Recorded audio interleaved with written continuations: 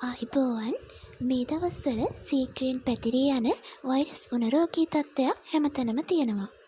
ඉතින් නිතර හැදෙන වෛරස් උණරෝගය ගැන ඔයාලත් මේ දේවල් දැනුවත් වෙලා ඉඳියද කියලා බලන්න. අද අපි මේ වීඩියෝ එකෙන් කතා කරන්නේ වෛරස් උණරෝගය පිළිබඳව. වෛරස් උණ කියලා කියන්නේ වෛරස් ආසාදනයක් නිසා ඇතිවන සුලභ රෝගී තත්ත්වයක්. මේ රෝග ලක්ෂණ ලෙස උෂ්ණත්වය වැඩිවීම, එය කුඩා වැඩිවීමක සිට ඉහළ මට්ටමේ උණ දක්වා සිදුවෙන්න පුළුවන්. ඒ වගේම තමයි හිස රදය, ඇඟපත කැක්කුම, තෙහෙට්ටුව, කැස්ස, උගුරේ අමාරු සහ සමහර විට පාචනය හෝ වමනය වැනි තත්ත්වයන්ද ඇති වෙන්න පුළුවන්. මෙසේ උණ සාමාන්‍යයෙන් ඇතිවන්නේ ඉන්ෆ්ලුවෙන්සා වෛරසය, ඩෙන්ගු වෛරසය, චිකන්ගුන්යා වෛරසය හා තවත් බොහෝ වෛරස් නිසාය. මේ ආසාදන පුද්ගලයාගෙන් පුද්ගලයාට සම්ප්‍රේෂණය වීම සිදුවෙනවා.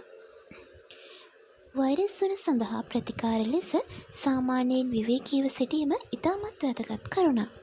ඒ වගේම තමයි වැඩිපුර දියර වර්ග අපගේ ශරීරයට ලබාගත යුතුය. උණ අඩු කිරීමට හා වේදනාව සමනය කිරීමට ඖෂධ ලබා ගැනීමද අපට සිදු කරන්න පුළුවන්. සමහර අවස්ථාවලදී රෝග ලක්ෂණ අඩු කිරීමට ඖෂධ ලබා දෙනු ලබනවා. සමහර වෛරස් ආසාදනයන් සඳහා ප්‍රතිවෛරස් ඖෂධ වෛද්‍යවරයා විසින් නියම කරනවා. වෛරස් උණ වළක්වීම සඳහා නිතර අත් සේදීම සහ ආසාදිත පුද්ගලයන් සමග සමීප සම්බන්ධතා පැවැත්වීමෙන් වැළකෙන්න ඕනේ.